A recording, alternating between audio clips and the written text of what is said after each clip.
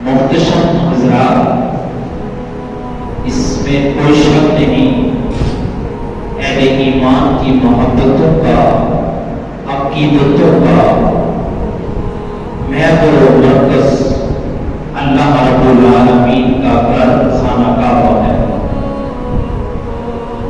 یہ وہ عظیم گھر ہے کہ جہاں انسان جب پہنچتا ہے تو اس کو اپنے رب کی یاد آ جاتی ہے، اس کا اپنے رب کے ساتھ ٹوٹا ہوا تعلق دوبارہ جڑ جاتا ہے۔ اسی کا ذکر خالق کریم نے ان الفاظ میں کیا، ان اول بیت وضع للناس للذی ببکۃ مبارکا وہدی للعالمین، کہ بے شک اللہ رب العالمین نے عبادت کے لیے جو سب سے پہلا گھر بنایا مکہ میں، وہ خانہ کعبہ ہے۔ ان اول بیت وضع للناس للذی ببکۃ مبارکا وہدی للعالمین۔ مبارکہ، اس میں اللہ رب العالمین نے برکتیں رکھ دی ہیں، برکت والا ہے۔ وَهُدًى لِلْعَالَمِينَ، اور سارے جہانوں کے لیے یہ ہدایت والا ہے۔ فِيهِ آیَاتٌ بَيِّنَاتٌ، اس میں کھلی نشانیاں ہیں۔ مقام ابراہیم، مقام ابراہیم ہے۔ وَمَن دَخَلَهُ كَانَ آمِنًا، جو اس میں داخل ہو جاتا ہے وہ امن پا جاتا ہے۔ وَلِلَّهِ عَلَى النَّاسِ حِجُّ الْبَيْتِ، اور اللہ رب العالمین نے لوگوں پر اس گھر کا حج فرض کر دیا ہے۔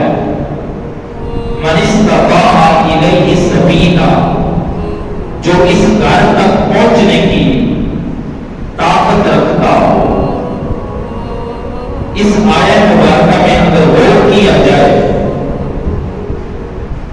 کافی سارے پہلو جن کا ذکر کیا گیا ہے۔ ایک تو یہی وہ پہلا گھر ہے کہ جس کو اللہ نے لوگوں کی عبادت کے لیے بنایا، اور آگے فرمایا کہ یہ بابرکت ہے، اللہ تعالیٰ نے اس میں برکتیں رکھ دی ہیں، اور یہ ہدایت ہے، اللہ تعالیٰ نے سارے عالمین کے لیے اس کو ہدایت فرمایا گیا، اور جو بھی اس میں داخل ہوتا ہے وہ امن میں آ جاتا ہے۔ اور اس گھر کا اللہ رب العالمین نے حج فرض کر دیا ہے۔ اب اس آیت مبارکہ کا شان نزول یہ ہے، غیر مسلموں نے جب اہل ایمان کو یہ کہا کہ یہ دیکھیں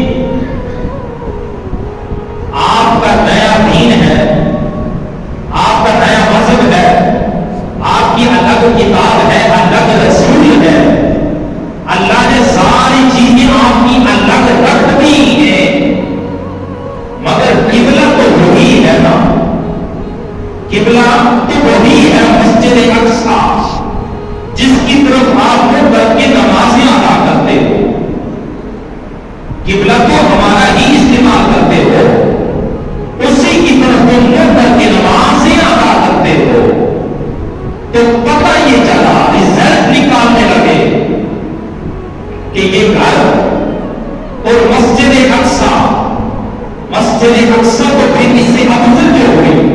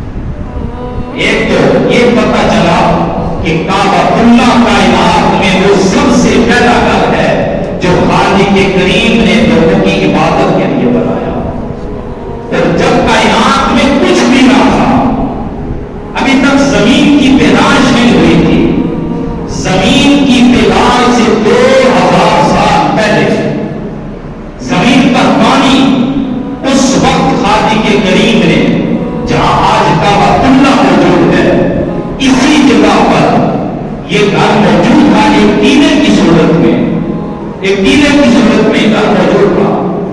ابھی تک کچھ بھی نہ تھا زمین پر، نہ انسان تھے، نہ حیوانات تھے، نہ درخت تھے، نہ پہاڑ تھے، نہ دریا تھے، کچھ بھی نہ تھا زمین پر. اس وقت کچھ بھی نہ تھا، زمین بھی نہ تھی. اس وقت جہاں پر کعبہ ہے وہاں پر ایک ٹیلے کی صورت میں گھر تھا.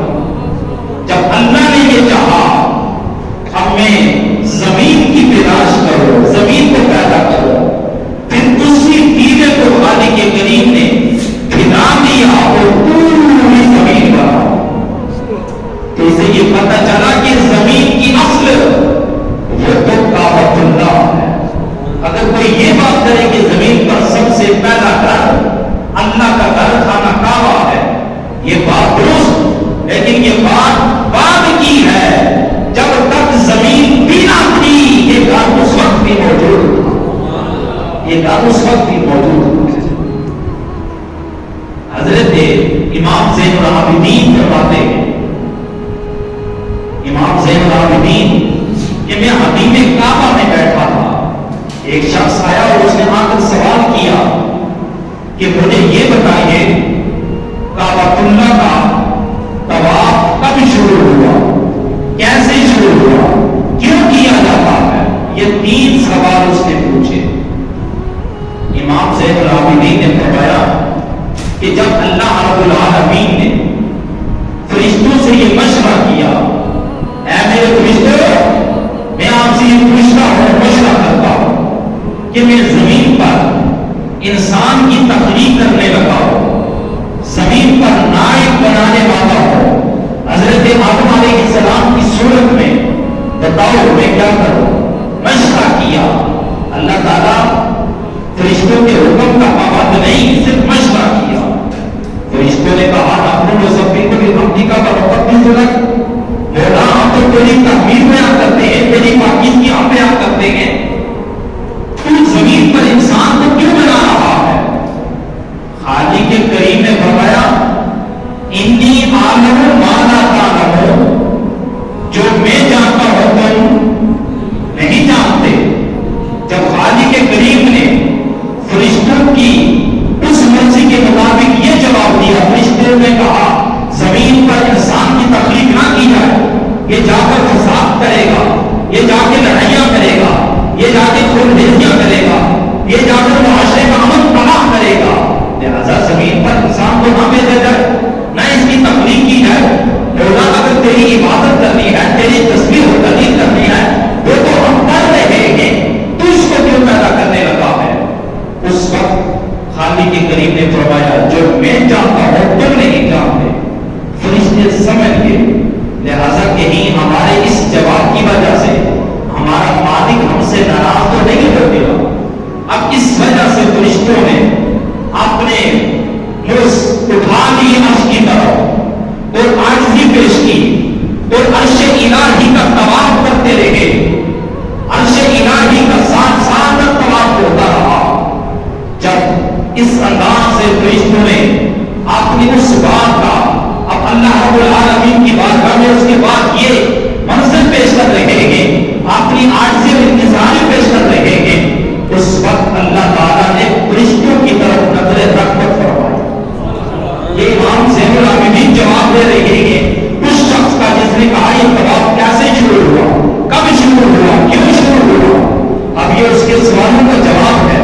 کہا اللہ تعالیٰ نے فرشتوں کی طرف نظر رحمت فرمائی اور فرمایا عرش کے نیچے ایک گھر بنایا جائے جس کو بیت المعمور کہا جاتا ہے. جب بیت المعمور کی تخلیق ہو چکی، وہ بن گیا، اب فرشتوں کو حکم دیا گیا کہ اس گھر کا طواف کرو. پہلے تو عرش الہی کا طواف ہو رہا ہے، اب فرشتوں کو حکم ہوا اس گھر کا طواف کرو. فرشتے اس گھر کا طواف کرنے لگے. اس کے بعد خالق کے کریم نے فرشتوں کو حکم دیا اے میرے فرشتوں جس جگہ پہ یہ بیت المعمور ہے اسی جگہ کے برابر زمین پر چلے جاؤ، جس کی اتنی جسامت ہے اسی سائنس کے مطابق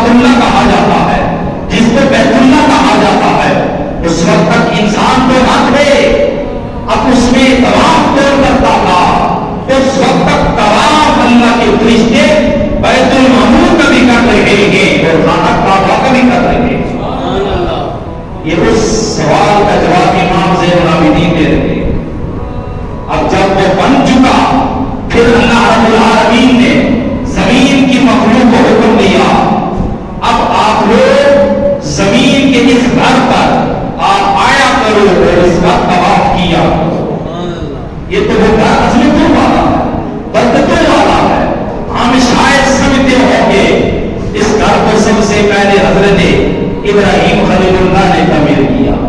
انہوں نے تو آ کر اس کی بنیادوں کو مزید بلندی تک لے گئے، کیونکہ یہ گھر تو پہلے بنا تھا جب کچھ بھی نہ تھا. اس وقت اس گھر کی تعمیر ہوئی.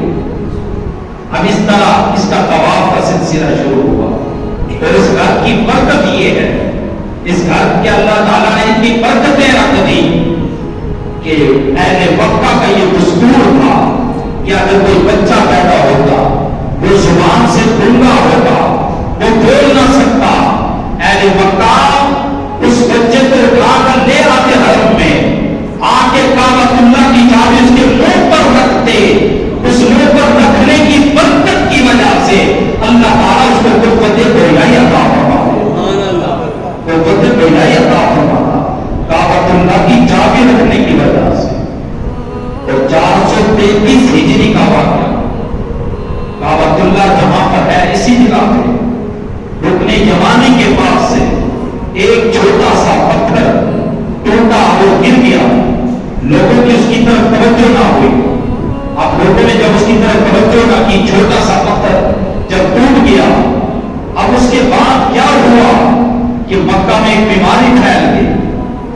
جس آدمی کو بیماری لگتی 2-4 دن تو بیمار رہتا، اور اس کے بعد وہ موت کے منہ میں چلا جاتا. کسی اللہ کے بندے کو خواب میں یہ معاملہ اسے بتایا گیا کہ کعبۃ اللہ کے اندر فلاں دیوار کے پاس جاؤ، ایک دیوار کا چھوٹا سا کونا ہے، اس کا پتھر وہ ٹوٹ گیا ہے، جس کی وجہ سے یہ مکہ میں یہ بیماری پھیل چکی ہے. لوگ آئے، پتھر کا وہ ٹکڑا تلاش کیا، اس کو اسی کی جگہ پہ نصب کر دیا. اللہ تعالیٰ نے بیماری ختم کر دی. کعبۃ اللہ کی یہ برکتیں، یہ اس کی عظمتیں ہیں. فرمایا ان اول بیت وضع للناس، کائنات میں سب سے پہلا جو گھر بنایا گیا ہے عبادت کے لیے وہ مکہ. اور اس مکہ کی عظمت کے دن کیا کہنے، اللہ تعالیٰ نے اس کا ذکر قرآن میں کیا کہ ایک تو وہ خالی کے قریب فرماتا ہے لا اقسم بہذا البلد وانت حل بہذا البلد، مجھے شہر مکہ کی قسم. اب پوچھا کیا شہر مکہ کی قسم کیوں اٹھائی جا رہی ہے؟ کیا اس میں مقام ابراہیم ہے؟ کیا حجر اسود ہے؟ کیا اس شہر میں میدان عرفات ہے؟ کیا اس میں صفا و مروہ کی پہاڑیاں ہیں؟ کیوں اس شہر کی قسمیں اٹھائی جا رہی ہیں؟ اللہ تعالیٰ نے جواب دیا یہ ساری چیزیں اپنی جگہ پہ مسلم ہیں، مگر اس شہر کی قسم کو میں اس لیے اٹھا رہا ہوں، اس شہر کی گلیوں کے ساتھ میرے محبوب کے قدم لگ گئے ہیں.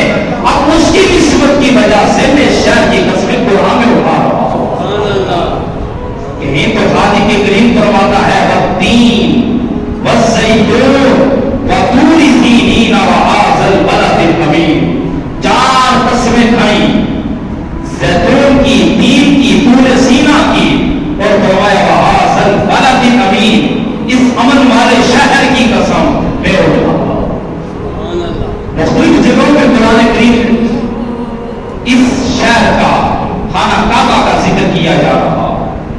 فرمایا ومن دخلہ کان آمنا فیہ آیات بینات مقام ابراہیم، فیہ آیات بینات، اس میں اللہ تعالیٰ نے نشانیاں رکھ دی ہیں. اب اس میں واضح نشانیاں موجود ہیں. کعبہ کے گرد و نواح میں، ہر میں کعبہ میں کئی نشانیاں ہیں.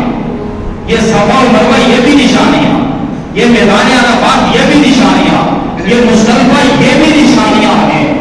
اور اگر ہم بات کریں کہ مقام ابراہیم، اللہ تعالیٰ نے بات کی مقام ابراہیم کی کہ ابراہیم کے کھڑے ہونے کی جگہ ہے.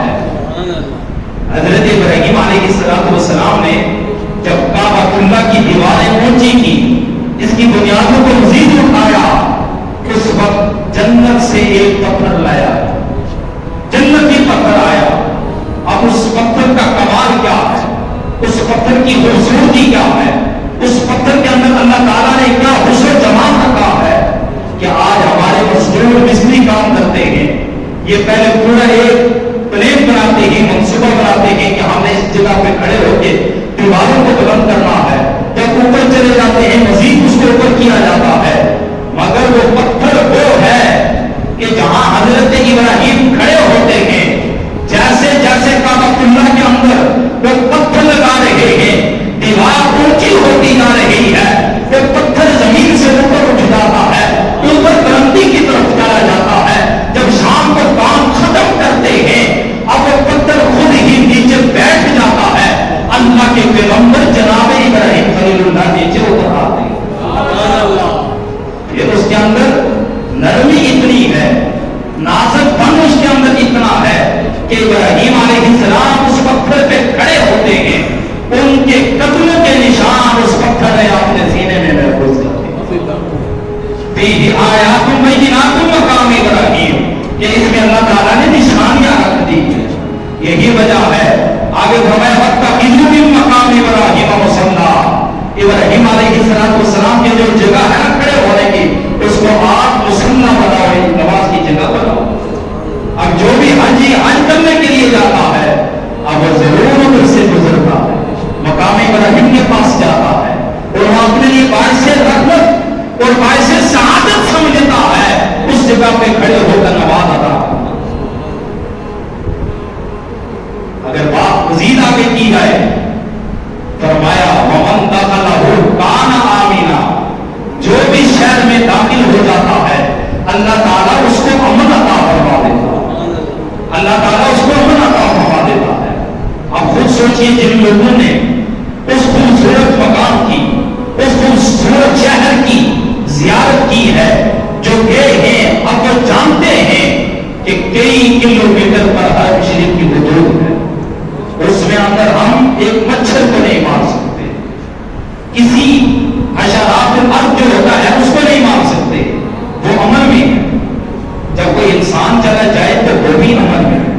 فرمایا جو بھی اس میں داخل ہوگا وہ امن میں داخل ہو جائے گا۔ نبی پاک صلی اللہ علیہ وسلم نے فرمایا جو شخص مکہ اور مدینے میں فوت ہو جائے، میں کل بروز محشر اس کی شفاعت بھی کروں گا، اور کل بروز محشر اللہ تعالیٰ اس کو امن والوں میں اٹھائے گا، وہ امن والوں میں ہوگا۔ وَمَن دَخَلَهُ كَانَ آمِنًا، علماء فرماتے ہیں اس امن کی ایک مثال تو یہ بھی ہے، جو شخص عمرے کے لیے جاتا ہے، جو شخص حج کے لیے جاتا ہے، اس کی نیت خالصتاً اللہ کی رضا ہو، میرا رب مجھ سے راضی ہو جائے، جو اس نیت سے اس گھر کی زیارت کر لے، اس کا جا کے طواف کر لے، اب جب وہ واپس پلٹ کر آتا ہے، میرا مالک اس میں اتنا کرم فرما دیتا ہے، اس میں اتنا راضی ہو جاتا ہے کہ فرمایا جو گناہوں سے بالکل پاک ہو جاتا، ہوتا بروز محشر کہ وہاں پر سختیوں سے، وہاں کے عذاب سے میرا مالک اس کو امن عطا فرمائے گا۔ کیوں امن عطا فرمائے گا؟ وَمَن دَخَلَهُ كَانَ آمِنًا، کہ وہ امن میں داخل ہو۔ اور حضرت قاضی ایاز مالکی رحمۃ اللہ تعالیٰ نے بہت بڑے بزرگ شفا شریف میں لکھتے، ایک بزرگ ان کے پاس لوگوں نے آ کے کہا کہ فلاں شخص کو فلاں قبیلے والوں نے قتل کیا، قتل کرنے کے بعد اس کو جلا دیا، لیکن حیرت کی بات یہ ہے کہ اس کو قتل بھی کیا گیا، آگ میں جلایا بھی گیا، مگر آگ نے کوئی اثر نہیں کیا۔ حیرت کی بات تو یہ ہے، قتل بھی کیا جائے اور آگ میں ڈالا بھی جائے، آگ اثر نہ کرے، اس کی رنگت کے اندر بھی تبدیلی نہ آئے، مجھے حیرت کی بات یہ لگتی ہے۔ وہ اللہ کے بزرگ فرمانے لگے یہ بتائیں اس نے کہیں 3 حج تو نہیں کیے تھے؟ فرمایا کہ اس نے 3 حج تو نہیں کیے تھے؟ کہا ہاں اس شخص نے 3 حج کیے تھے۔ وہ اللہ کے بزرگ فرمانے لگے جب انسان پہلا حج کرتا ہے وہ اپنا فریضہ ادا کرتا ہے، جب دوسرا حج کرتا ہے وہ اللہ کے ذمہ قرض چھوڑ دیتا ہے، جب کوئی شخص تیسرا حج کرتا ہے میرے مالک کی طرف سے یہ اعلان ہے اس کے جسم پہ پیدا ہونے والے بالوں کو بھی اللہ کریم جہنم کی آگ سے محفوظ فرما دیتا ہے۔ جب اس کے جسم پر پیدا ہونے والے بال